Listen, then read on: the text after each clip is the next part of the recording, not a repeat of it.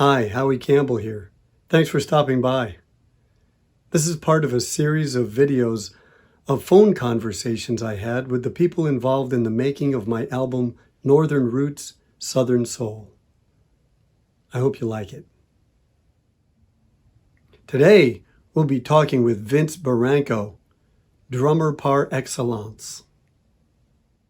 Vince Barranco, my friend, how are you? I'm well, pal. How are you doing? I'm doing just well, man. I'm excited about this interview with the drummer that played on Northern Roots, Southern Soul. You did such a fabulous job, my friend. Thank you, brother. It was my pleasure. And I just want to get to know Vince Barranco a little bit and introduce whoever might be listening to this video. Who the heck is Vince Barranco anyway? You Good gracious. I don't know. I don't know where he came from. well, you've been around the block once or twice. I know that. I've heard stories of New York City and Yeah. Nashville. And where did you get your start in music, Vince? Here in Jackson, Mississippi, where I'm from, my dad had played. He was a drum major in his high school. He played oboe, played a little traps. My mom sang. My grandmother played piano. My dad's parents, the Italian parents, listened to opera a lot. So we had everything from that to some jazz and Sinatra type stuff on my dad's side. And then my mom comes from just the rural Mississippi area, so there was Johnny Cash going on her grandfather's side and Mm-hmm. that kind of thing. But just being in this area, Jackson is kind of in between in the middle of the triangle between Memphis and New Orleans and Muscle Shoals, and I never really realized the importance of that in my music until later on. That just being in that area. Mm-hmm. Well, Um, well, how did you get involved in drums? Was that your first instrument? yeah, well, I had a piano in the house always, and I would pick around on the piano. I'm still kind of a hack. I love piano. I had some lessons from my grandmother. I got a snare drum when I was about 6 years old for Christmas, 5 or 6, and still have that drum, a Ludwig Pioneer Duco color, Nice. the gray and blue. Mm-hmm. And then when I was about 9, I got a drum set. I used to just set up my little snare at the front door and play for the neighbors. They all appreciated that. I'm sure they did. My brother, Johnny, is a great singer, songwriter, guitarist, and he had bands growing up. He's about 4.5 years older than me. So when his groups would practice, in their teen years, this was after I'd gotten a little kit. But, these other guys would come in with Marine Oyster Pearl Ludwigs and Slingerland drums. Mm-hmm. And, The good stuff. I just, I learned a little bit from them. I never took structured lessons from a teacher. Mm-hmm. I just kind of hacked my way through it for a long time. And still, that's pretty much my approach. Mm-hmm. But that's where it started, basically, just having it around the house. And then, of course, being inspired at my age with seeing the Beatles on it. So, and like I said, my dad had been in music, and he had some friends. He had a record store, Mm-hmm. a little interest in a record store downtown. So, I remember going in there and getting sticks and brushes and things like that. And Mm-hmm. he would go to New Orleans and get like a new record. I remember that Hello Mutta, Hello Fada. Oh It was yeah, such a funny, from funny, Camp funny, funny Granada. thing. That was Jonathan Winters, I think, right? Um, Hello, Mata. Hello, yeah, Fada. it didn't sound like him anyway. Yeah, yeah. But anyway, that's kind of where it started. And Mm-hmm. then um, later on, started playing with my own little groups, little trios and things. And had some issues with school, with where, down here with the desegregation happening, and, groups kind of being broken up by, schools. And so things just changed. But I started playing in some good bands with people much older than me. And one in particular, my first like 4-night a week or 5-night a week, whatever it was, with a group called Emanon, that was named by the keyboard player Jack Truitt. That was the name of a Miles Davis song, No Name, spelled backwards. Jack was a great keyboard player that had been with Jay and the Techniques. I think they did Incense Peppermint. Oh yeah. And Jack was a really good, accomplished keyboard player, really fast jazz, and the bass player in that group was was from Greenville. He was more on the laid back blues side, had a lot of influence from B.B. King, bass players from Jerry Jamot and people like that. And then we had his name was George Allen. And then Daniel Curtis was our guitarist, who was a real good rhythm guy. But, the top 40 of the day, because of Jack, we did a lot of just kind of traditional jazz progressions, not necessarily, just instrumentals, but we did things like Take 5. Oh, yeah, nice. You like off rhythms like that? But then, at the same time, we did Stevie Wonder and the Doobie Brothers and Allman Brothers and, Jose Feliciano even. We did a really eclectic kind of mix of music. And that helped me a lot, and especially being in the drum chair between Jack, who was kind of on the top side of things, and George, the bass player. It kind of made me really aware of time, of how people feel time differently. And I would, kind of learn to, realize my position of controlling it, but at the same time following the singer, and realize, it was like, band 101, just learning how to play with other people. Well, I love some of the creative stuff you were doing when on my songs. I've told a couple of guys, I said I was really, coming to Mississippi, I expected kind of a fat back, 2-4 heavy, just a laid back groove kind of thing. But you were actually more heavy on the cymbals. You did a lot of interesting and intricate cymbal work. And when I was talking with Sam Brady about that, I mentioned Dave Weckl, and he says, yeah, well, he thinks you really dig Dave Weckl's style. Oh, my gosh. He's way, way, way, quantum leaps above me. But that's a huge compliment. I met Dave a couple of times and saw him when I lived in New York. And he's an incredible drummer and a sweetheart of a guy, too. With the cymbals, if you're right-handed, you generally lead with your right hand and your right foot, of course. Some people learn if they're left-handed, but they start on a right-handed kit. They play backwards. There's an incredible, one of the best recorded drummers, the most recorded drummers in Nashville, Eddie Bayers, was like that.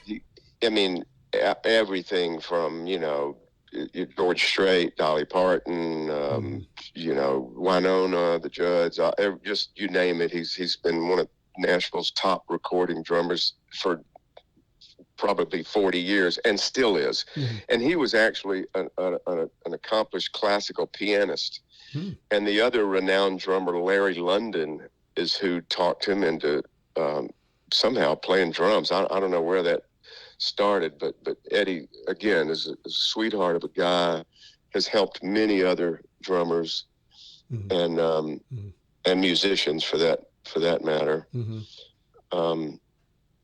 There's so many of them out there. Absolutely. But back to the the cymbal work. I think it just follows, if your right hand is working, then everything else should follow suit.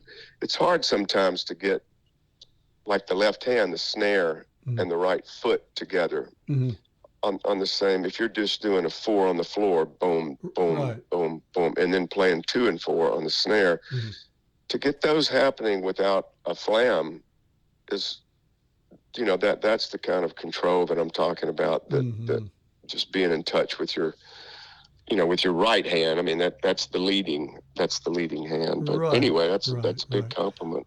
Well, hey man, how did you liked what I did? How did you get up to? Well, first of all, did you go to New York before or after you were at Malaco? Let me think about that. Oh, actually before. I mean, I had been around Malaco, but never really recorded. I might have done a demo here and there, but and actually had one of my songs, a song that I wrote, recorded there by my brother. My brother, to back up a little bit, and this is why I went to New York, he became a really in-demand jingle singer. You've heard him hundreds of times. Coors Light, Old Milwaukee, FedEx,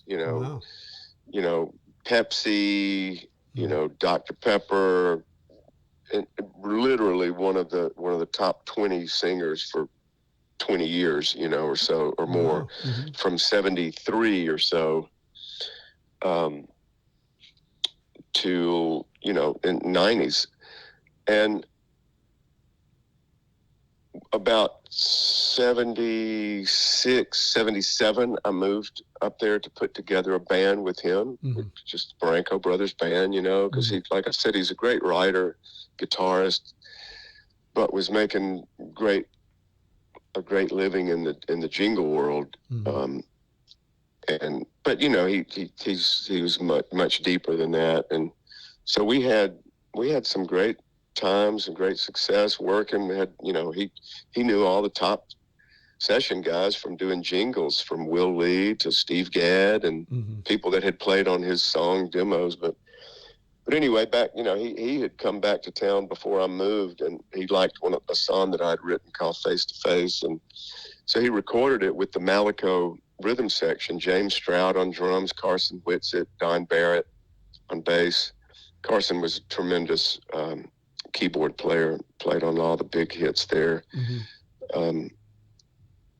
Dorothy Moore's Misty Blue, and all the ZZ Hill and big blues records they did. But, so I lived in New York from 77 through about 82. My brother and I just didn't get a record deal around 1980, he kind of went back to jingles. I just kind of veered out and started getting some other gigs with people. Won an audition with Peter Tork, went to Japan with him in 1980. Hey, we're the Monkees. Yeah, we were called Peter Tork and the New Monks. The New Monks.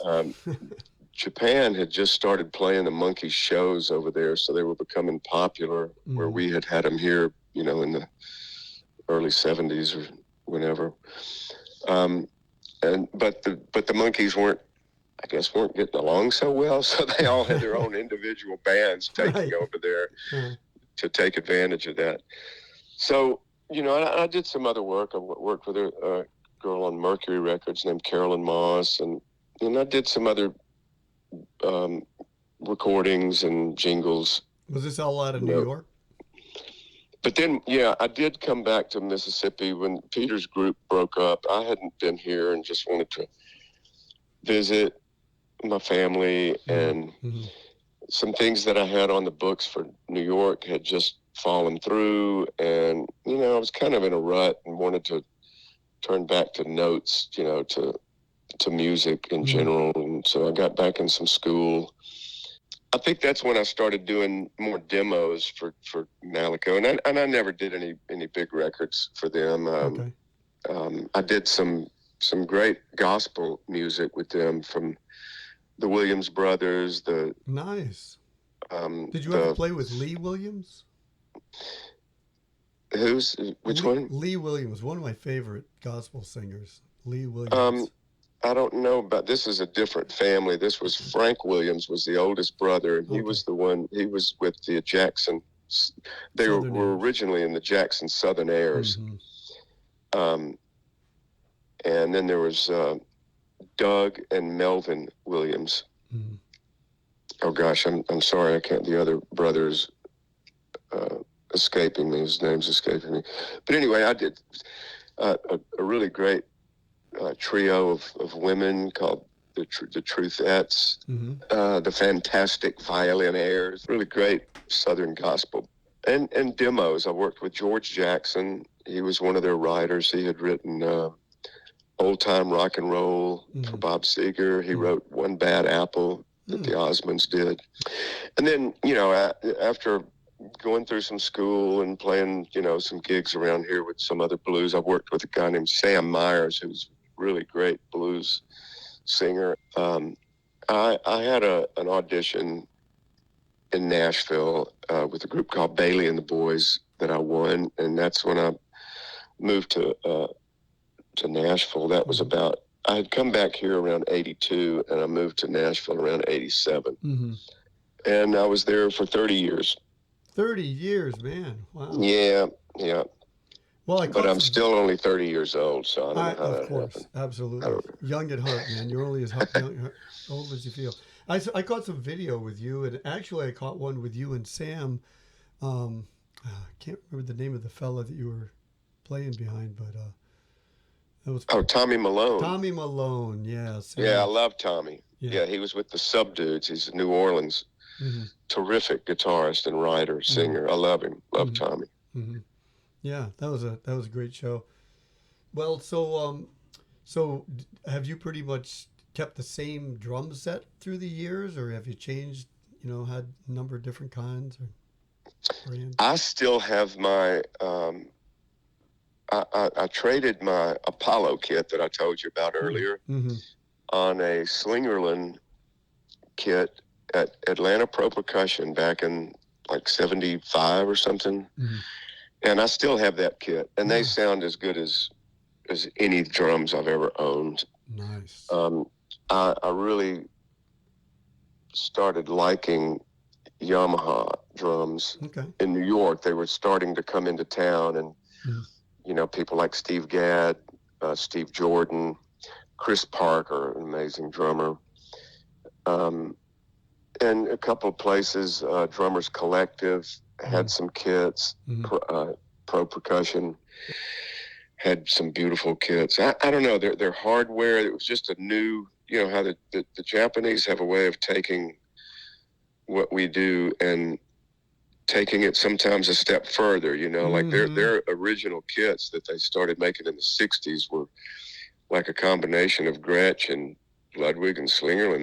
They were terrific. And I've owned several of them over the years from collecting, and the integrity they just held up well, all the wraps and the. That makes sense because the Japanese are so into music, especially yeah. And Yamaha is a company that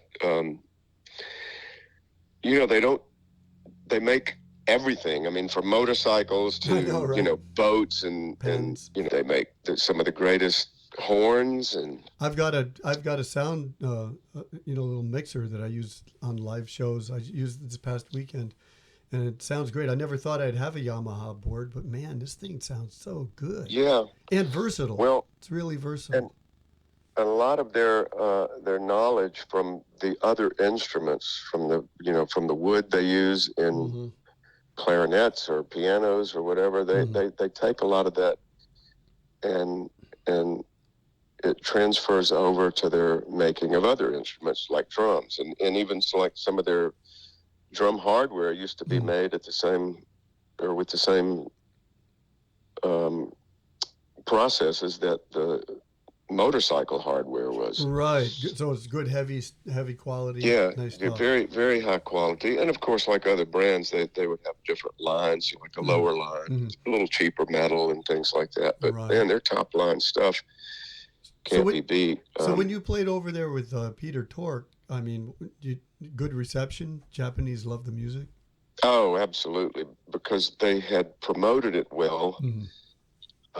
We had done some recordings. We did another version of Stepping Stone, and so when we arrived at the airport, we felt like the Beatles. There were, you know, dozens of little, Japanese girls screaming and Hmm. holding pictures of us and our names and everything, and Wow. they already had some of their favorites.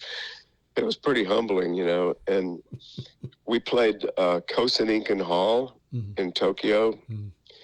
Um, it sat about, I think maybe 1,500 to 2,000 people, and we played 2 shows a day for 3 days, Mm. and then we traveled to some different areas to Osaka and did some interviews and some little impromptu concerts Hmm. at a couple of clubs. We were guests at the promoter's house, Tamitsu Shida, where we got to, really he experience a home, being at someone's home. Hmm. He owned restaurants in Tokyo and I think in California too. So he had, in his own home, there was like a sushi area and, um, sukiyaki and different, it was a great experience. The Nice, man. Japanese people were really, really beautiful. Yeah, yeah, that's what I've heard. Well, how did you like Nashville? I mean, you must have liked it for 30 years, right? Yeah, I did.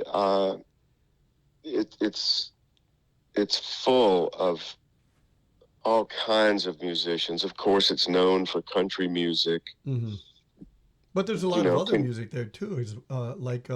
I think we talked about we have a common friend in Tony Mora, and he's a rock drummer, and he, Oh yeah. Oh well, he's anything. He can do anything. I mhm, mean, jazz, you name it. yeah, He's got his own studio, and yeah, Downtown Battery. there are just so many people there. There's so many great musicians, and not just country. I mean, there's terrific jazz. Hmm. Um, Larry Carlton's there, great jazz Larry, guitarist. right. Larry Carlton was there. Leon Russell was there. I Hmm. had a chance to go out to his compound at one point, Hmm. be around him some. Dusty Hill, ZZ Top, he had a place there.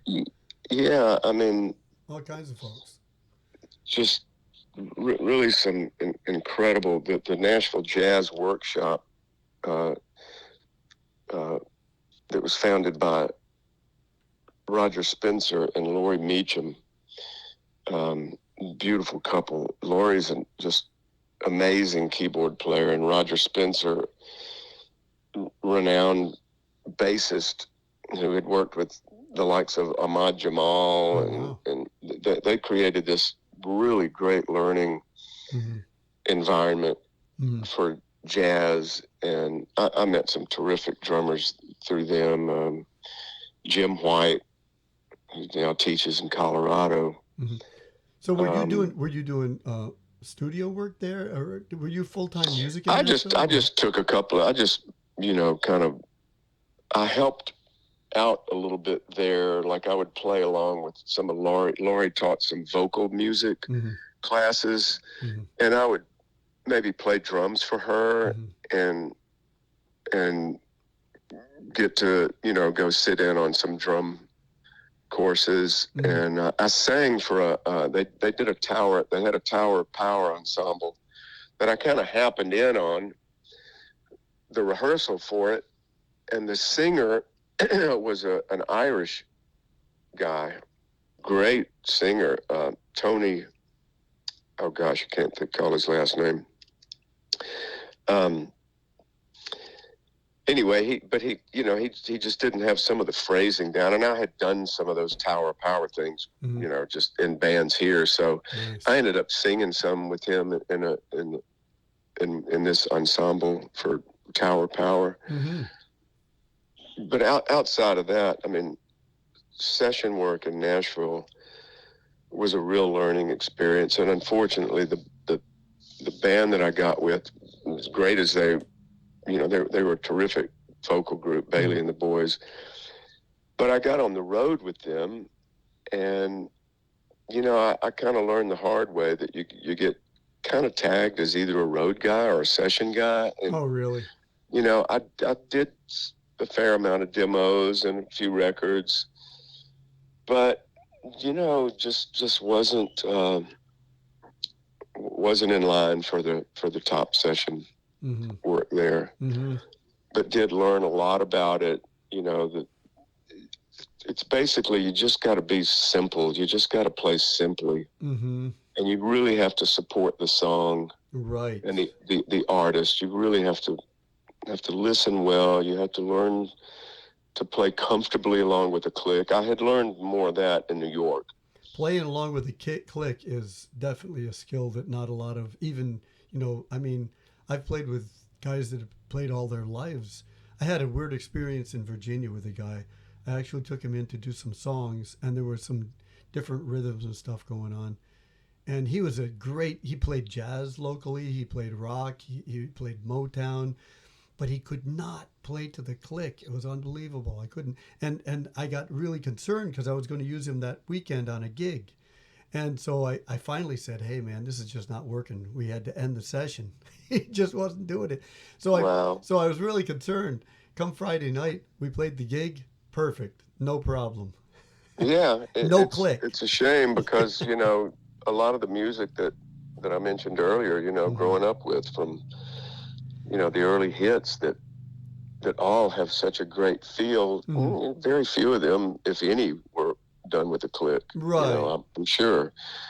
Well, one of my favorite mentions is Herbie Hancock's Chameleon. You listen to the, that thing. It starts at one speed and ends up a lot faster. Oh yeah, and that's fine. I mean, we're human. We're not supposed to be, and I think that's a lot of what's missing in today's music. Everything's to a grid, and everything's perfect. It doesn't mean it feels good. There's a lot missing. There's a lot of soul missing from it now. But yeah, I agree. But even with the click on my stuff, it still grooves. It grooves me. You did a great job, man. And I'm glad that you had the click and everybody else listened to you, because I mean, I think that's the way it's supposed to be. Yeah. Everybody has an opportunity to tune in the click for their own benefit, but they shouldn't have to if I'm with it.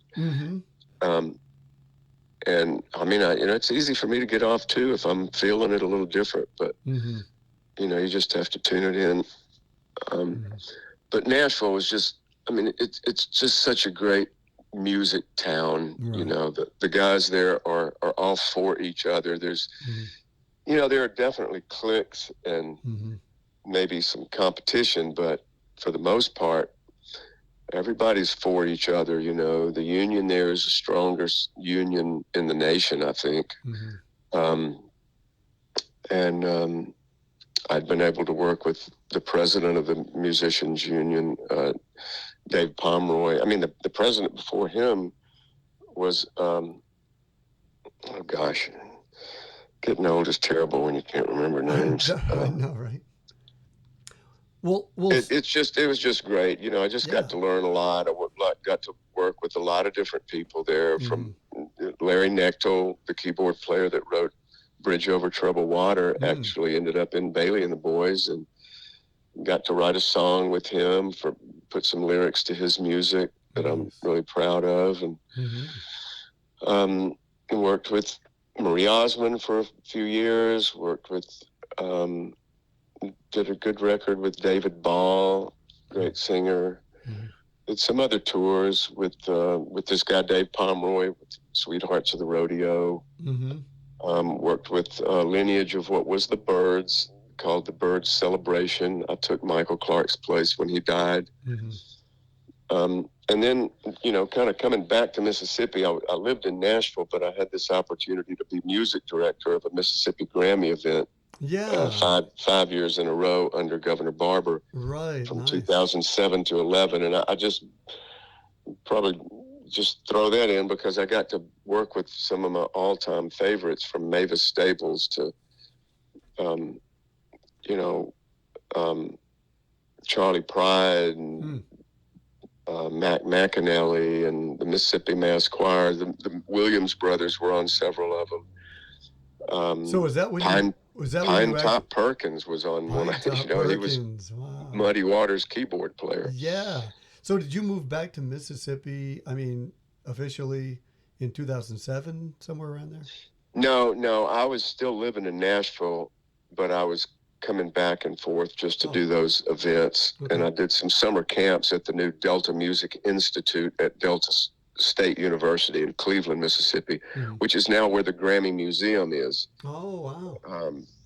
When they were first sanctioning this Grammy event, they had to get the okay to use the name Grammy. And, they found that Mississippi had more Grammy recipients per capita than any other state. So they allowed them. And I think Mississippi is the only state that's been able to do that. Wow. Have their own Grammy show. And I think that's why the museum, the only other one outside of LA, was placed in Cleveland. And I just heard that there's an R&B museum on the books now, scheduled to be placed in Marks, Mississippi. I don't even know where that is. Is that in the Delta? Well, it's up just off of the interstate at 55 going up towards the Delta. And they've chosen that because it was one of the the R&B music they tie in with the civil rights movement, and so it's. I just saw an article about that yesterday, actually. I was at the Dorothy Moore honoring event at Jackson State University there, where she got her plaque on the Blues Trail, and it was interesting to hear them call Memphis North Mississippi. Right. Yeah, Dorothy's another one I've gotten to work with on those events. I mean. So anyway, full circle. I moved back to Jackson 4 years ago to help care for my folks, and I've been lucky enough to have a lady named Olga give me a chance to play piano at a very nice bed and breakfast restaurant. And from there, I met this group, the McGees, Ronnie McGee, who's my age, and his two sons. Their drummer had left town, so I met them, and I've been able to play with them like once a month. Great. For a couple of years, except for, of course, the pandemic. And the keyboard gig stopped after a while because of that too. But well, again, I really have a lot of respect for you tossing everything in Nashville to come back to work, to take care of your parents in their latter years, man. I think that's just phenomenal.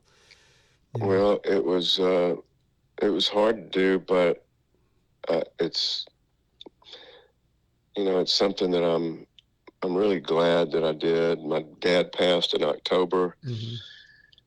And, I got him back I had a little 18-inch kick drum and snare, that same snare he gave me, set up in the living room, and I had a little portable piano, and so I got to do some videos with him playing drums, and he just picked up, just so naturally, just played 2 and 4, Again, my approach is not much different, and got my mom singing, so Trio Barranco was formed, for a while. That's awesome, man. Is your brother Johnny still around, or? My brother is still around. Yeah, he was playing in clubs and a couple of little restaurants for a while until the pandemic, and then it stopped. But he's just a great, really, really great writer, and has written probably, 8 little CDs of 5 to 8 songs each, all just from doing a little looping and stream of consciousness singing. And another guy's an old friend gave him a sitar. A really beautiful, like Ravi Shankar kind of sitar, and he's come along with that. learned it and playing and writing some things. And Well, how did you get hooked up with Tom Easley, Vince? Tom was the engineer at Malico when I was working, Okay. like after New York with when I would do the demos there with George Jackson and some of those gospel things. Tom was a great engineer for Malico, real quick and easy to work with. And oh my goodness, he left. I forget what happened and why he left town, but he ended up becoming a truck driver and traveled a lot and made a lot of good money. And so when he settled back in town, he started investing his money in building this portable mobile recording unit, the mobile trailer, rig. which we are familiar with now. And then he built a tracking room, and so he's enabled. He's the one who put us together. So I'm very grateful to Tom, man. He's given me the opportunity to get back in and do some recording. And yeah, it's a fabulous thing he's got going on there, man. It's a really great team. I tell everybody, when you guys started walking in the room there, for one thing, I hit it off right away with Tom. I knew we were going to get along great together because you're right. He is just easy to work with, easygoing guy. But the team he assembled was just perfect. And I tell everybody, I felt like I met my old friends that I never knew before, when you guys started coming. Yeah. It was great. Well, you fit right in, Howie. Hey, you really, it was really, you made it, and the fact that it was, that it was done with Jesus Christ in mind, that your music, though it's bluesy and funky, your message is there and it's uplifting, and it's, I'm proud to be a part of it, man. Thank you, Sam Brady on keys and Gary O'Neill on bass, and now Jimmy English is a part of it. Another can't wait great to meet guitarist. him. Yeah, and the girls, and Kimball Funches, man. And Kimball, yeah, just a great bunch of folks, man. Yeah. Yeah. So as far as the room goes, you put the drums together for the drum booth, right? Yeah. I found a little used Yamaha kit, and price was right. Came with some great cymbals. They were actually worth more than the drum kit, I think. They sound beautiful, man. Yeah, it's a good. You just put the right heads on them and tune them, and it sounds great. It's not rocket science, but no, it all came together real well. The miking, good, he's got good mics and he knows how to do it, placement. So it makes it work, Yep. Well, hey, man, Vince, has been a great interview. I really appreciate you doing this with me. And thank you, man. Thank you, Howie. I appreciate you wanting to do it. Do you have any records of your own out that we could promote? No, I don't have any records of my own. Okay. I don't. I'm just trying to think of how we can promote Vince Barranco. I don't know. Just say a prayer for me and let him promote me. Well, Vince Barranco, man, it's been really great talking with you, my brother, and I can't wait to get back. You too, Howie. All right. You and Debbie have a great week, and look forward to seeing y'all back down here. All right, man.